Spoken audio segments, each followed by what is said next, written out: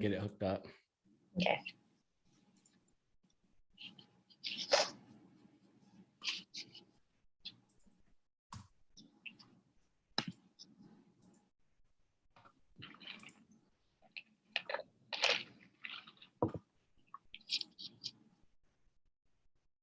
Just connected it. We're live.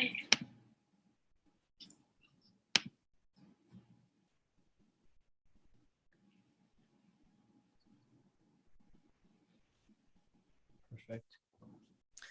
Well, hello, everybody. We will wait here just a moment before we get started here today. Let folks kind of come in. Do we have comments turned on for this session? Let me see. I believe so. If you want to, you can leave a comment, ask any questions that you have. You're going to see a comment box there, and I believe those will post publicly. So feel free to ask questions, kind of like a live chat for you all, and we'll manage that as well. Make sure that we answer any questions that come in. So we'll just hang out for another moment before we get started. And thank you for joining us.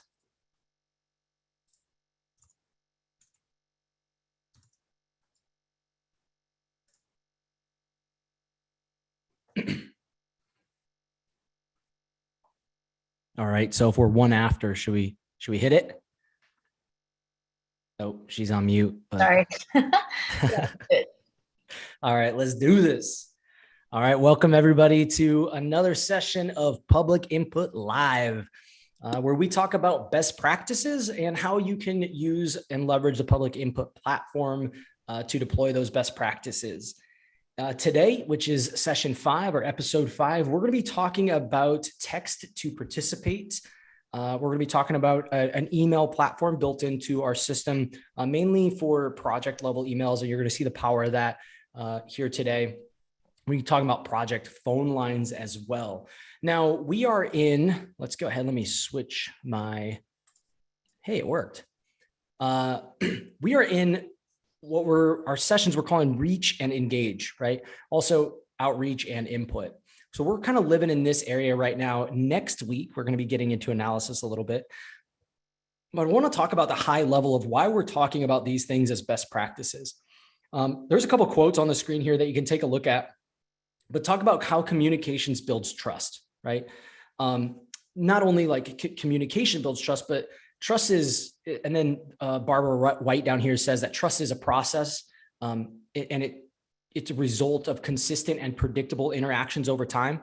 That's something that you can get through public input. You can get it through your projects by using a similar type of engagement effort on your project. So like whatever you're using, try to use it more than once, or try not to use something that is not seamless for communicating with people, right? If it's a bunch of different things, they may get a little confused. So we can show you how the public input platform can bring it all together. And then the other one that Tony Robbins says, I think is really important, which is around effective communication. To have effective communication, we must realize that we all are different, and we must use this understanding to guide our communication. Man, how spot on is that when it comes to public engagement? Because what we know is that we all don't engage the same way. You and I and all the practitioners that are out there, they may be really familiar. We may be really familiar with sitting behind a laptop like we're doing today and observing a meeting. But some folks may not really ever bust open a laptop. Maybe they only have a phone, or maybe they don't even have a phone. They have limited access to internet. How can we make sure that we're opening opportunities for them to engage? And that we're reaching them, that we're trying to be mindful of opening and the opportunity for them to provide feedback. So a couple of things that we're going to be talking about today, like as I mentioned, the text to participate feature, it's 100% offline. So it's a way for you to create that engagement in an offline manner where they can still engage, provide information, provide feedback, but not necessarily have to go to a web page to do that. Our phone system is another way that's 100% offline. And then the email platform is just something that's going to add a lot of efficiency to your process. So with that introduction, we'll go ahead and dive into it. Oh, wait, I didn't introduce you, Sophie. What am I thinking? So anyways, so guys, we got Sophie here, and I'll go ahead and let Sophie introduce herself. Yeah, hey everyone. Sophie here. I'm a solutions architect at Public Input. I work with the sales team and with prospective customers, mapping out potential solutions, hearing their needs, and also demoing the products to them as well. Yeah, she does a great job over here. I actually just did a demo today, and very grateful for everything that Sophie does, because getting through all the platform and helping people understand it, and on all the how valuable it can be is a real task. And Sophie does a great job on that. My name is Michael Murphy. People call me Murph around here. I'm partnerships director, which essentially I work really closely with consultants that leverage our platforms to serve their clients. And so we have two major channel markets. That's agencies and folks at agencies that leverage the platform to do community engagement, and then the consultants that work with them. And then also just general consultants can license Public Input and for a particular project they may have won or something like that. So we work really closely with my side of the team. We work really closely with those consultants. So now that we've gone through some introductions, should we go ahead and dive in and take a look at the platform a little bit? Yeah, let's do it. So I'm going to share my Nice. screen here. Awesome. So we'll get started with text to participate. So this is basically an alternative that you can offer for your online survey. And this is really going to hit on best practices for lowering barriers to participation. So we're starting with, we've got Hillsborough County, one of their surveys that they did here, got this pulled up. Basically, this is a COVID-19 survey that they released, I believe, kind of at the beginning of COVID.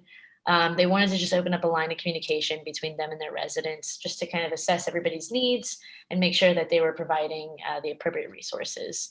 So super important survey. And they made a text version so they created an online survey, but they also made a text version of that available. So we can see here that they got some really great engagement. We can see that they made this survey available in a couple of different spaces. So not only did they create a couple of keywords for the survey in English, so if you texted any of these keywords to their number that they have here, you would receive this survey in English. But they've also set up the survey in Spanish as well. So there is translation on these surveys, just like the translation that was back on the survey page. So we'll scroll down here, and so. Not only did they boost participation, like overall using this text survey, but they actually saw a 20% increase from their Hispanic community. So they were able to hear a little bit more from that community. And one of the reasons for this is because when you make a survey available via text, you're offering a way for residents to engage with you that's totally offline. And for certain communities, this is much more natural. When you think about like broadband access, or those that might just rely on their mobile phones for their primary device for internet access, and you also think about the different data plans. There's unlimited data plans, but there's also there's limited data plans. So using this survey, you don't need to have access to a computer, or if you do have a phone, maybe you don't have a smartphone, or maybe you don't want to or can't use bandwidth to access an online survey. So offering the same opportunity to make your voice heard is extremely important and follows best practices for lowering barriers to entry. Not only reach those, but make sure we get meaningful engagement as well. Yeah, anything to add here, Murphy? Yeah, I was on mute and I was trying to find my mute button. My unmute button. I was going to say, this is good. I love the overview here. And the fact that, so I think let's look at the overall survey statistics. You mind showing that? Go up just slightly. And so we got 13,000, almost 14,000 participants. 300 of those came through this SMS platform. That data is all going to the same place, right? So you don't have these data silos that you end up having to manage later. But what we can do, and where Sophie got that 20% number, is we were able to look. And although this is only 3% of the overall project participated via text message, if you look at all the people that participated in Spanish, 20% of those participants came through this texting platform. So you can see that for certain groups, this is just more natural, or certain community groups. It's great because these people may not have ever participated. We would never have heard from them. And if we're trying to do, equitable and engagement, every corner of the community, these types of tools can be super helpful. So if you don't have access to text to participate features, I know there are some other platforms that have this, but this can be like a real game changer for increasing engagement. And I do want to mention something, Sophie. A couple platforms mention that they may do kind of like text participation, but what they do is they text out a URL to their phones. And what that means is that you end up having to like go to a URL, but if you're not on a smartphone, that doesn't work at all. And so the efficiency of using text message and that being offline or no internet needed is that it's lost with that. But you can see here how this is actually it's fully through text messaging. And if we have a second, or if we have some time, we can actually test this a little bit later we're going to look at Caleb's project, right? Yeah. Cool. And that's like a play project. So if we all want to give that a shot, we could play around with it when we get there. So perfect. Thanks. So let me jump in there, Sophie. Yeah, no problem. So we're going to go over to this email tab over here, and I've got it pulled up in another tab here. So every agency probably has like a general inbox that residents will email, or if they don't, maybe there's someone on the staff whose email is public and just kind of regularly receives residents' concerns or questions. So this is going to make management of that a whole lot easier in a couple of different ways. Let's take Barry's email here, for example. I'm going to open this one up. So when I open this up, let's scroll down here. We can see that he's emailed us with a concern. His email is documented directly within this project backend. So it didn't go to one person's inbox or general inbox. Yeah, and get lost or something. This happens, right? If we're being honest. And then the team was able to respond directly back from this same dashboard here. And then we can see there's another response here at the top. But if we wanted to take a look at his email, and maybe he said something that, we want to count that as participation. It's, it was important. Let's say we want to like highlight this right here, this question. We can create a new comment from this directly from the project backend here. And when we do that, his name, his email address, the date and the time is all documented. It's all going into one place. And then we'll show in later sessions too where these comments end up going and how easy it is to have all of these comments go to one place so that we can understand Barry's comment in context as well. So we're not just, we're not just trying to understand his comment and assuming that everybody might feel that way. We can kind of analyze it amongst others as well. Yeah, it's great. So like we'll get into like comment coding and things. It's going to be kind of interesting. So that's going to be fun, and we'll see how you can actually use these emails in that as well. Yeah, absolutely. And if we go up and like actually see his response to, after the city was able to kind of answer his questions, we can see, understand on all counts. Thank you both for the quick response and for your work on this issue for the greater good. Really important. So quick response because they're managing this from a central dashboard and everybody can see it. It's all documented. So we're not having to follow up with someone on our team to see if they were able to respond or what the response was and, having to kind of copy and paste it to like another document. It's all right here. And work on this issue for the greater good. That's just kind of, shows that Barry feels heard and understood. And that's just really important, kind of going back to the quote that you mentioned earlier, Murphy, about transparency. Yeah. I think that's such a big deal because if Barry wasn't heard from, if he sent that in and wasn't heard back, he'd have concerns that were never addressed. And so if this project ended up moving forward, he'd be in the camp of what, W2H, right? It's like, what the heck is going on? Like I asked some questions and all of a sudden this happened in my community and what's going on here. And I want to kind of highlight that if you have a general inbox where people are setting stuff in, it's like, how do you know exactly what they're referring to, right? You may have to like have more context. You may have to email them back and be like, which project are you upset about or something, and if it's a project that may be being run by a consultant, that consultant may have an email inbox, but you may not be able to get your eyeballs on it as an agency member, or someone doesn't check it regularly. And if this is where all of your engagement is happening, you're going to make sure you see these emails. More than one person can put their eyeballs on it. And there's actually some email management that you can do. You can flag stuff for needs review. You can draft a response and then, Slack or whatever you're using. I use Slack. Slack your teammate and say like, hey, can you check out the draft email? And if it all looks good, can you send that? It's like, this allows you to do some coordination right there where everything else is happening and have it all documented and memorialized. Yeah, absolutely. And then the last thing I wanted to point out too was that you can also create a couple of different custom emails for this project and kind of post these in different places so that if we do get responses, we know where they're coming from based on which email address they used here. So yeah, a little bit great for marketing. Like create one and put it on a mailer and create another and put it in another document or something. You can do that with our URLs as well.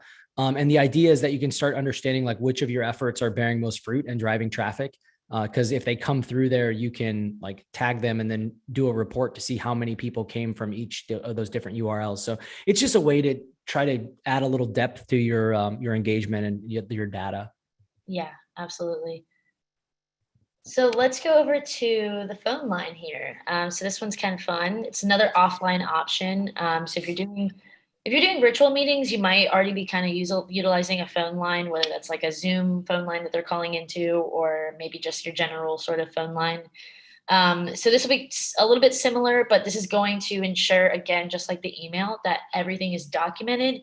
It's available within meeting transcripts. It's available just if you need to pull it for like a public records request. So it's all right here, and it's just also another redundant an offline way for the public to engage with you. So it covers best practices for lowering those barriers.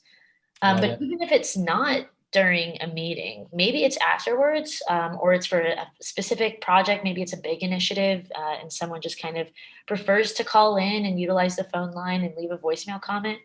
That's what this is great for too. Sort of like the email, you're sort of managing those voicemail comments from one place, one dashboard. So you don't have to manually pull voicemails and then write them down and upload them back in. So yeah, and I want to underline there, you see the second toggle on there from the top, it says enable voicemail comments. That will automatically do what Sophie had just did with the email. It'll actually, that transcription will get added to the comment database automatically so that it's there and like memorialized as part of the record for all of your comments that have been received for the project. So again, it's like it streamlines, and you're going to see the power of that. And I think it's next week when we start talking about how to manage comments. So it'll be good.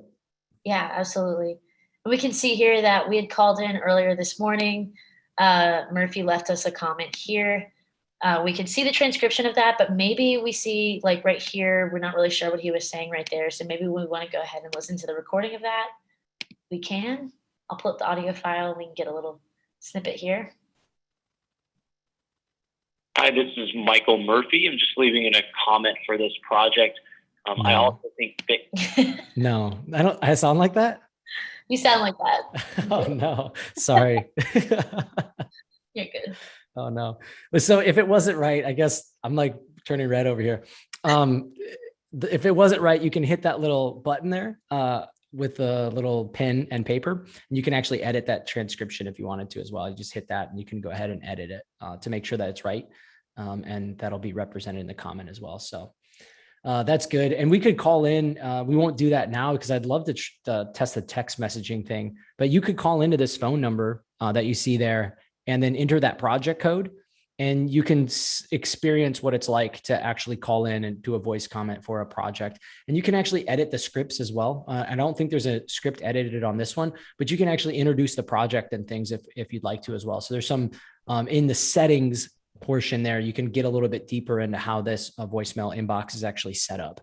So a lot of power here within this. But did we have anything else on phone, or can we jump over the text? Yeah, let's do that. So let me go over here to the text tab. We've got it enabled. Yeah. Sweet. Let's create a new keyword. Okay. We'll do public input live. Public input live. Yeah, and this is something too I can sort of hit on here is that with every keyword that we set up, we can add folks to a different segment. So kind of like with project email, we can sort of understand where they're coming from. And then if we're doing this for translated texts, like for English, for Spanish translation, we can also understand on the back end, like, okay, maybe they prefer to communicate in Spanish or in another language. So it's just kind of easier to understand a little bit more about our community. Can we do it in English though? Because I won't understand it. So Yes. Yeah, that's perfect. So you just built that. Okay. So it's public input space. So I need to make sure I do that right. So public input space live. So anybody can see here, I'm going to go ahead and I just sent that in and it should follow up with it just texts me back. Wait, did it? It did, but it didn't show up here. Let me go here and check it out. So it says thank you so much for participating. And it asks me the first question. It says, what are your thoughts on Bitcoin? Should you buy? And I'm going to go ahead and say, man, to the chagrin of our AE Caleb, he's awesome. But I'm going to give a number 2 on this. I'm going to say, no, I don't think we should buy. I'm not sure where that's going. So I went ahead and just message that in, maybe hit refresh and see if that shows up there or not. And it may not. We'll see what ends up coming up there. But just now, there you go, right there. So I typed in public input live. You can see I'd actually done another engagement in the past, but you can see here public input live. Perfect. I responded 2. So this number 2 there is my response, and that's logged with the other responses that were received. So they know that is that's my answer, and it's going to be with the other answers if somebody took this online or not. And then there's another question. And can you go down a little bit? Yeah. Oh wait, you can hit the reply button, which I played around with this the other day. See that? Yep. You can actually type a response to me, which is so crazy. I didn't even know you could do that, but it's pretty cool.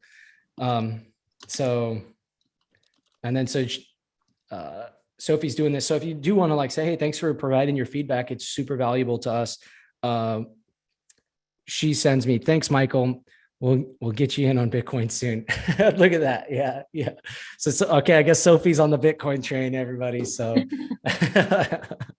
all right. Well, hey, now we're just having fun. If you guys want to try this, you're welcome to text into that. What's the code? It's public input space live.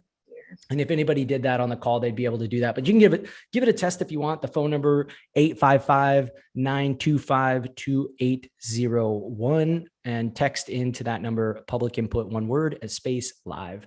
Cool. And you can text that whenever you want. So if you watch this later, I'm sure this test project will still be up and you can go ahead and test this yourself. So anything else we want to get into today, or that kind of covers some of the platform demonstration we wanted to? Yeah, I think that's it. Perfect. Well, we're coming up right here on time. We try to keep these around 20 minutes or so, 20 to 30 minutes. So just quick summary. Hey, be mindful when we're doing engagement. It's really important. We're going to get deeper engagement. We're going to get more participation from certain communities if we're creating multiple and redundant opportunities for folks to engage. And if we do that in a way that gives people access to provide their feedback in an offline manner, it's going to increase even more. So lowering those barriers to entry as much as possible is a big deal. And so that's kind of what we covered here today with a couple different features within the public input platform and how you can deploy those best practices. But Sophie, do it as we always do and tease them with what we got coming up next week. Yeah. So next week is going to be, we're going to focus on analyze. I think we have a couple of sessions of that. So we'll start by diving into how to make sense of qualitative data like comments. We kind of talked a little bit about that today. But we'll definitely look into that comments tab over here later on. So this will also lead us into a discussion on a topic that many of you engagement practitioners are probably familiar with and may cringe a little when I mention the comments and comment tagging and all that good stuff. But it doesn't have to be an arduous task. We can make it really easy. So we'll dive into that next week. Yeah, it's awesome. I think we might even dive into an example of someone that had 9,000 comments. What do you do with 9,000 comments? And that's not even the most we've seen in our system. So we can make it manageable. So I really like that. Perfect. I'm going to go ahead and share my screen real quick. Just so you know, if you are interested in becoming certified in the Public Input platform, you can do that. You can apply by going to publicinput.com/get certified. You can apply there. If you have any questions on the Public Input platform, you can reach me at michael@publicinput.com. Save Sophie from that. I almost put her name on here too, but I'll just take, you can get a hold of me. You can get a hold of me. And that's all we had for the remainder of our time here today. We want to say thank you so much for listening. And until next time, hope you join us again next Friday at 1 o'clock. But until next time, we wish you successful engagements. Thanks, everyone.